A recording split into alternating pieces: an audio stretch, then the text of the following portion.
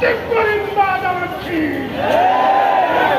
এই দুইজন সহ আরো যারা আছে এদেরকে গ্রেফতার করতে হবে।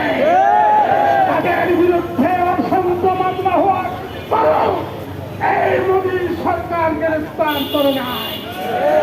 মোদীকে বলতে চাই, পৃথিবীর 200 কোটির উপরে মুসলমানের ইমানি চেতনায় তুমি আঘাত দিচ্ছ।